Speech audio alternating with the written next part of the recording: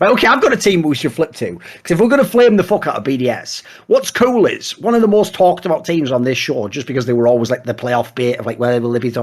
Dude, it's time we actually upgrade the conversation.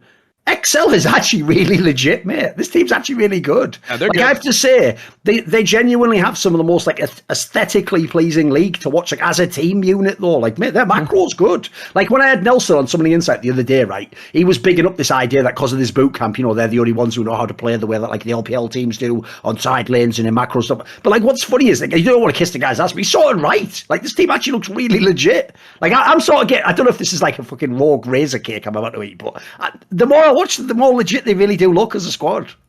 Yeah, I mean, I think so. Originally, the reason why I was never high on XL is because of what I said last week, which is the solo laners, right? When you look at the solo laners, it's hard to imagine a team with Nuke Duck beating a team with Caps in the playoffs, like or Humanoid. If you just think about the context of the last 2-3 years, of course, yes.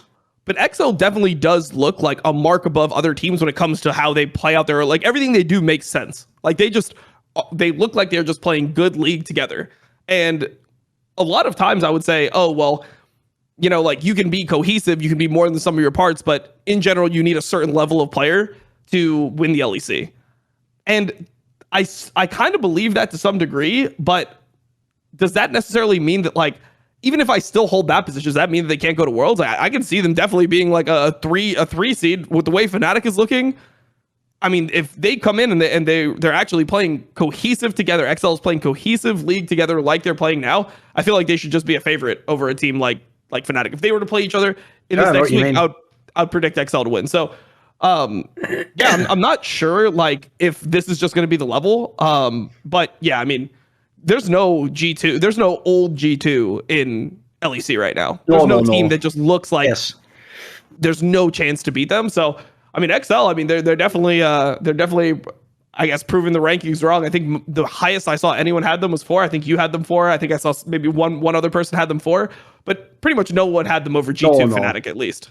And I'll even say this as well. When I had them number 4, that wasn't like, like an ironclad, like, wow. Like, mine was more like them and like I'm off the top of my head, I'm going to guess the next one after that I had like was Mad Lions and then I think Vitality or something. Like, if I had them in that order, it was like a very loose 3, 4, 5, like 4, 5, 6 rather, that could easily all swap around and like individual player performance. Because that's the one thing, I definitely agree with the central point. Here's the issue, and this is actually the qualm I have about this team. It reminds me, beyond the fact that it's not going to be the same point, though, this is the whole reason why the last split with Rogue was so difficult, because you would watch them in the regular split and be like, this is really great. Like, what am I not supposed to like? Like, you can beat everyone pretty much. You look legit. Everything's working out. You clearly have like an identity. You draft for yourselves. But obviously the question then was a different type of playoff like query we had. Like, could they hold up under pressure when they play the big game? Right? That's the problem I have with XL. I sort of agree with you. Basically, I mean, again, just put this phrase out there. No matter how they're playing right now, like, for example, I've seen a couple of games this last week where Finn looked really good, actually. He's pulling off some really nice plays. But again, I can't in my brain think the sentence, Dom, like, Finn and Nuke Duck solo lanes win the LEC in 2022. That doesn't seem like that will ever be true. Like, that feels like something very weird Broken Blade versus Broken Blade and Caps. Those are the two solo lanes of what is perceived to be the best team. Because on some level, I know this is actually one of those ones where I almost feel like people might think I'm being a little bit like the kind of actual sports narratives I hate on TV. Like, basically, by the way, I just hate that like American style of like the quarterback's got to get it done in the big game. Like, I think it's just a bit hackneyed most of the times, like obviously they apply it to people who don't even have a good team or they're the underdog or something stupid, But I do sort of genuinely believe, after watching a lot of esports and sports over the years, the problem is if you don't have like a superstar player, you could still win. It's just you're basically, your team has to be good every game. The value in the superstar player is, like, this is why Fnatic, I put it this way, spoiler, no one's going to give up on Fnatic the whole split no matter what. And the reason why is because someone like Hillersan could just wake up and randomly just carry a whole series and win. They could just have 2 games where he just does like some impossible pike shit at level 2, and then he has a Thresh game where he challenges every arc, and next thing you know, you've just lost. Even though your team might be better, you might have drafted properly, you might have scouted him. That's the issue XL has, is they're sort of like walking the tightrope. They have to be flawless the whole time probably to win. They do look good. I'm agreeing with you. Right now, put it this way: if an expert had to pick right now, 100% they're in almost everyone's top 3 for Worlds right now. This second, they look great.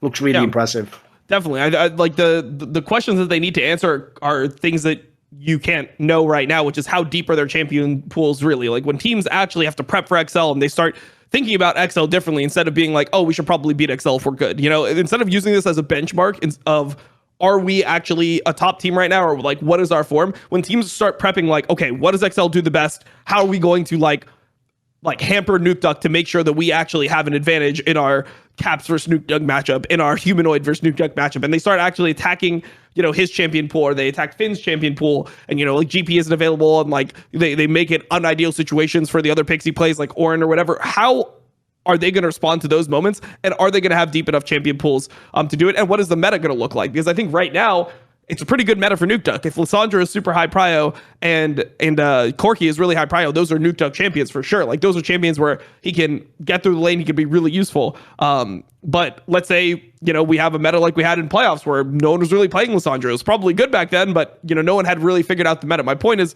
if there's a situation where the meta involves champions like Sylas and Ahri and all these champions, and like maybe Lissandra gets nerfed, how is he going to match up then into the, like, you know, the mainstay Sylas players of this LEC? Like, how is he going to have the counters for it?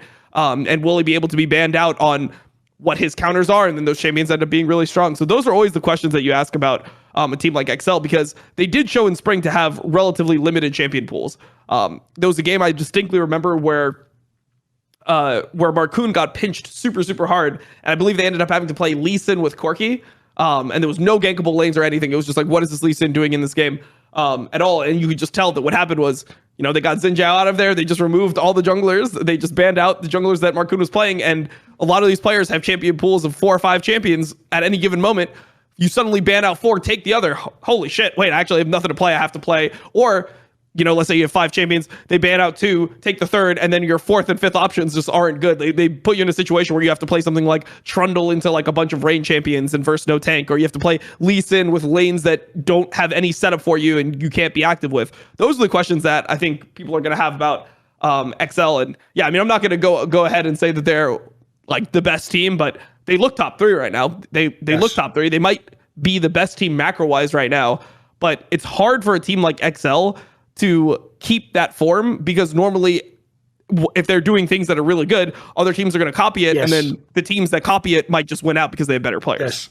Yeah, it's actually the curse of like a league format, basically, because the problem in this scenario, this is one thing that's actually a little bit of a nuanced point, right? So obviously you'll know that like European soccer is based around, it's just a league. At the end, whoever has the most points wins the league. And then you have other competitions, like you might have a separate cup that's like a playoff format, or you might have like the Champions League that's sort of like a Worlds type scenario. But the reason why that's a meaningful point to bring up is because if it's just a league, it doesn't matter when I get the points in the league. I should just try everything I can to get the most points, right? The flaw, actually, like you're saying here, the downside if you're ever really good at the beginning of a split is you sort of teach all the other teams how to beat you and what you do when that works. And so that, what are the odds it lasts like 10 weeks right into the heart of the playoffs, etc. So yeah, that's the downside, unfortunately, to being the people who lead at the beginning of the split every time.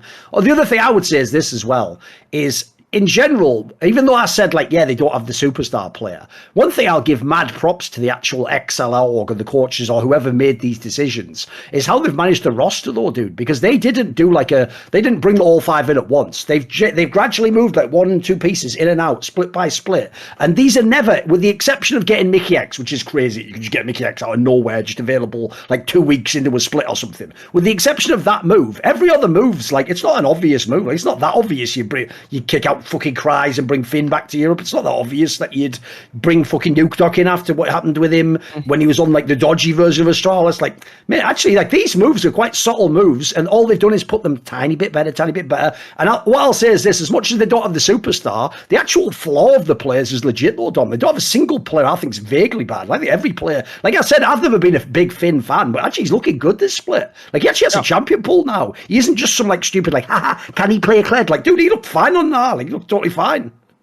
Yep. I mean, I think that there was some rough moments in that game in the early game. I think his like early levels were really bad. To be honest, I wasn't completely sold because I thought Elyoya had probably the worst game of his career. I've watched every game that this guy has played in LEC, and at Worlds and MSI. I have never seen Elyoya, who I think is mechanically one of the best junglers, play that bad mechanically as he did in this Lee Sin game. It was crazy. It was like, come on, man. Like, you're going to hit a Q at some point. Like, you're ganking the no flash Gnar that's pushed up and you have kick, and you kick them back, and then you queued a minion and wasted your flash, and then you that somehow was didn't bad. kill him. Yes, yes, that was bad. True. There was like 2 or 3 situations where I felt like he should have been able to kill, and the problem is that they were just straight up trading sides of the map. So XL was executing their plays on the bot side of the map. Yes. And Mad was trying to execute these plays on the top side of the map, and then they weren't winning on either side. So that was an absolute tragedy. So I don't know if like I have XL that much higher than Mad Lions. That did look like an uncharacteristically bad game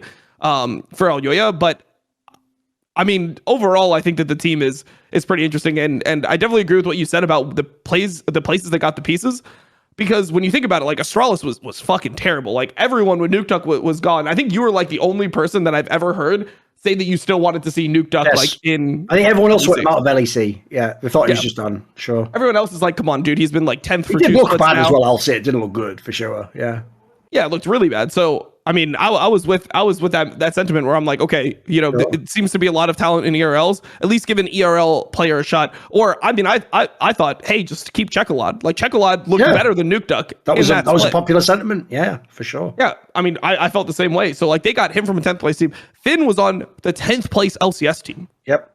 That was supposed to be a good team. It wasn't like a 10th place LCS team where I was like, but there's nothing he could do. He got just like, no, that was the team that was supposed to be top 6. Broxa, Finn, Pobelter is one of the most successful mids in the history. Wild Turtle is one of the most successful AD carries. Recently, I actually had to do a top 5. Like I was part of a voting panel for LCS for like top 5 players of all time per position.